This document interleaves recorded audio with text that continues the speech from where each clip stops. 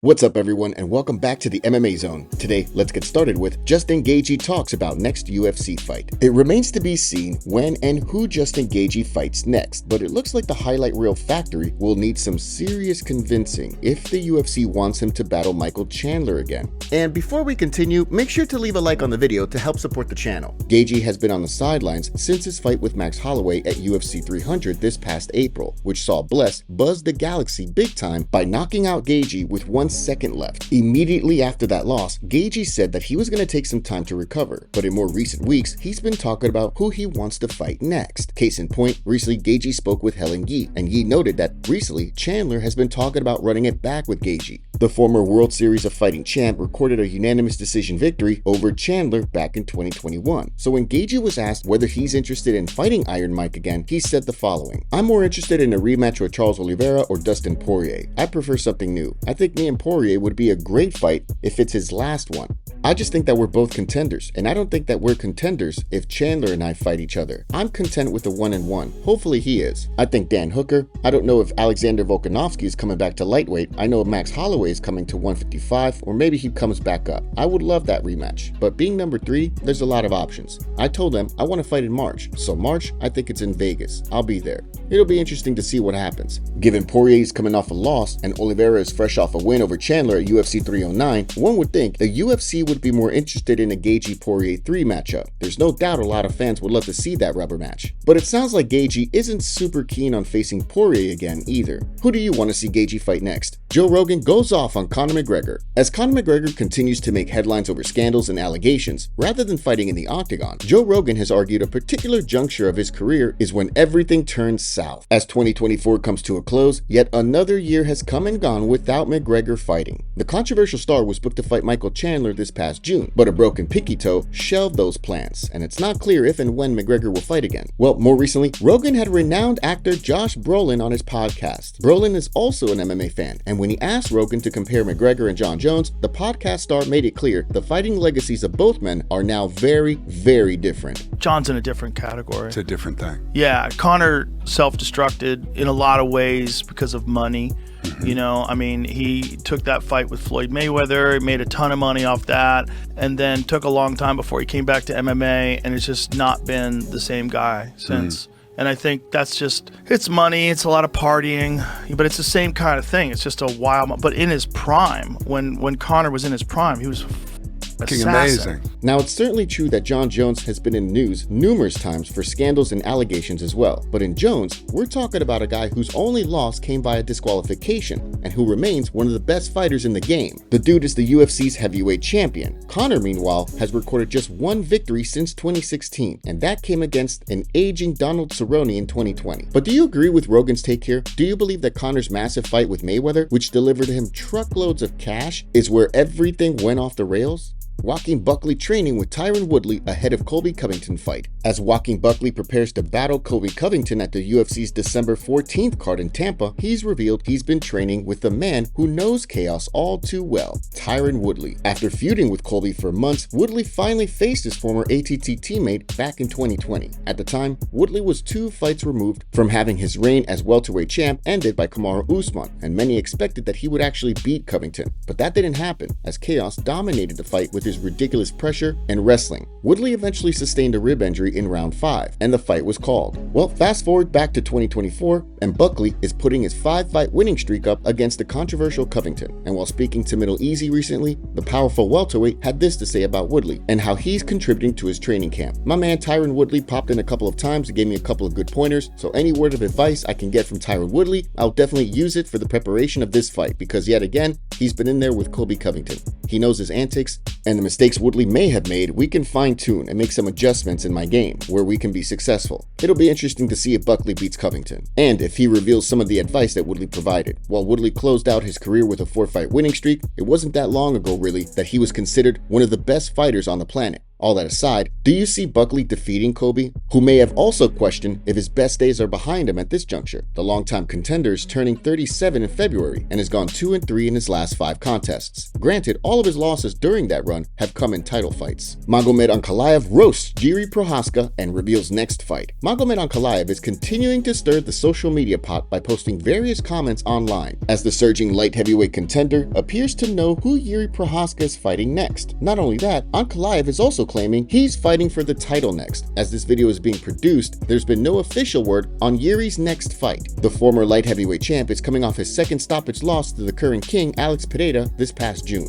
In a recent interview with CNN Prima, the Czech fighter reported this: "It's the fight I wanted, definitely. This is a fight that has been brewing for some time, and I'm very happy for this opportunity. At this point, it's probably the most logical move." This prompted Ankalaev to respond with this intriguing comment: "This is not a high-level fight. This is a bar fight." So yeah, one would think that we'll hear something soon on who Jiri is fighting next. Not long ago, the former champ was talking about moving down to 185 pounds, but there hasn't been as much buzz about that more recently. Could he be fighting Jamahal Hill? All that aside, Ankalaev continues to drive for a fight with Pereira. Case in point, in another post via X, the Dagestani smashing machine posted this: "I'm going to beat Alex Pereira in March, and I will give him a rematch in July, and then I'll beat one of these bums like Jamahal Hill and Jiri in Abu Dhabi in October." Given that Pereira has said that March would be ideal for him in terms of his next fight, and that Ankalaev is the #1 contender, it certainly wouldn't be surprising if they battle that month. Before UFC 309, there was a lot of talk about Jon Jones versus Poatan, since Bones said that he's interested in that fight, but it seems clear that the UFC is going to push hard to make Jones versus Tom Aspinall a reality.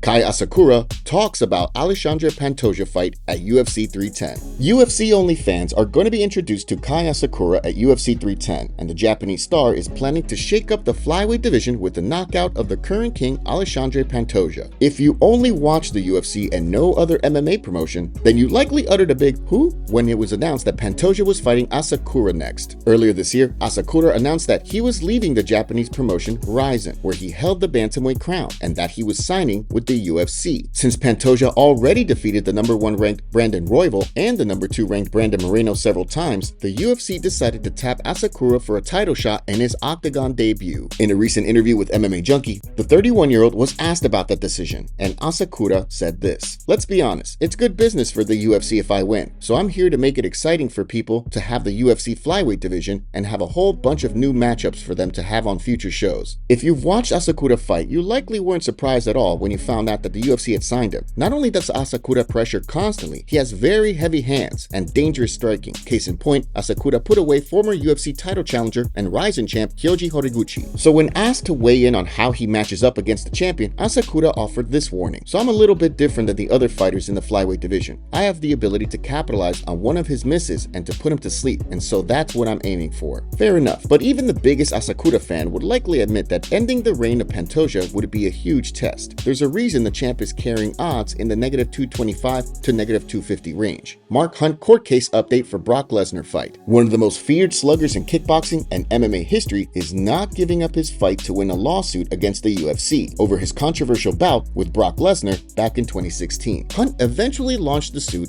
after it was revealed that Lesnar tested positive for banned substances following the pro wrestling star's bout with him at UFC 200. Initially, Lesnar won the fight by decision, but it was overturned to a no contest after Lesnar was flagged with PEDs. Lesnar had been granted an exemption and allowed to fight at UFC 200, even though he hadn't been in a drug testing pool for 4 months prior. Hunt has alleged that the UFC knew that Lesnar would have popped for PEDs prior to UFC 200. Well, although the lawsuit has been dismissed, Hunt has appealed that ruling, and he's even representing himself. Recently, Eric McGracken provided this update on the case, and he opined that Hunt is doing a terrific job, considering he's not a lawyer. Mark Hunt is going to make combat sports legal history. This week, he just self-represented himself in his appeal of his doping lawsuit against the UFC. Now, the judgment hasn't come out yet, but win or lose, this case is going to make combat sports history. It's going to set a precedent. It's going to tell fighters, not just Mark, but all fighters, that if your opponent was doping, is that good enough for you to be able to sue them? McGracken's analysis, however, prompted this response. If Hunt did not have direct evidence of how it impacted him, pay freeze, etc., he should have gone into a nuanced argument regarding how the promotion viewed his no contest as a loss to explain damages. He went from co-main true main to opening the next pay-per-view, which is a downgrade. It'll be fascinating to see how this all turns out, and if Hunt is successful. Jon Jones training after UFC 309. Leading up to UFC 309, Jon Jones repeatedly said the card was almost certainly going to mark the end of his fighting career. Well, not only has Jones made it clear since his win over Stipe Miocic he wants to keep fighting, he's already back training. Jones defended his heavyweight crown in jaw-dropping fashion by taking Miocic out with a spinning back kick to the body and follow-up punches in round 3. Immediately after the win, Jones announced that he's not retiring. Since then, the renowned fighter shared out the following video clip in which he revealed he's already back in the gym. What's up, guys? UFC heavyweight champion of the world here, Jon Jones, and we are 5 days removed from UFC 309. As you can see, we are already back in the gym. The work really never stops over here at Team Jones, so let's go, baby. Day 1. And via his Instagram page, Bones reported the following. Only 5 days removed from UFC 309, and the hunger is as fierce as ever. Nursing a few battle scars, but the work never stops. Starting light with the weights, but every step reminds me why I love this grind. I'm not here to predict the future, just to embrace every step, every challenge, every chance to push the envelope even further. The journey continues. Let's see how far we can take this. Back to work, UFC 309, the grind continues. So one would certainly conclude from this that Jones is looking to fight again pretty soon, which, given that he's now 37 and because he's only fought twice since 2020, makes sense. The big question is, will the UFC be able to finalize the long-discussed fight between Jones and interim heavyweight champion Tom Aspinall? After UFC 309, Jones said that the UFC will need to offer him money to make that happen. You likely recall that the last time Jones was talking that way was when the UFC was hoping to book Bones versus Francis Ngannou, and a contractual battle with Jones ensued. Do you think that could happen again? Or is Jones versus Aspinall so massive that the UFC will do what it takes to get it done? Conor McGregor goes off on Nikita Hand, who just won in court against Conor. He took to Twitter writing, "Justice was served for James Lawrence. Yes, deplorable what they done. Nikita Hand, vicious liar. Appeal." He then replied to a tweet congratulating Nikita for her bravery and determination by writing, "Falsely accused a man of and lost." Conor then tweeted to his fans addressing the whole situation again, saying, "Two men falsely accused, one vindicated, the other soon to be. Congrats James Lawrence on absolute exoneration. Twice this heinous accusation was put to you, and twice it was shown as false lies. It is absolutely disgraceful what they put you through here. Disgraceful. I look forward to seeing you further vindicate yourself and lambast those responsible in court. We know what happened that night. Everyone present knows, yet it was ignored. Every single statement of persons present on the night was ignored, and they all disputed Nikita's lies. However, James, they did believe you, but just in certain parts for some strange reason. And they apparently did not believe Danielle Keeley at all. Laughable. Also, with the damages, $60K and $188K, interesting choice of figures, it seems they didn't believe Nikita much either. How could they? Her original story was she was by security and chased from the hotel on foot. Absolute nonsense. How these lies were accepted, I will never know. A court of feeling and opinion. Brainwashed into people via the mainstream media. Not a fact. The reporting in court, a laughingstock to everyone present. As clear as day bias. This is not a court of hard evidence and truth. It is a kangaroo court of opinions and feelings. We are not done yet. Not by a long shot. No chance. On we fight. Justice and truth will prevail. Appeal, appeal, appeal, as well as other. Congrats, James. Onwards and upwards. Islam Makhachev reacted to the court case on Twitter, replying to a tweet saying, "It was a matter of time till this filthy be exposed. Alcoholic junkie plus many more facts to come out, trust me." Khabib also reposted the news by putting the headline on his Instagram story.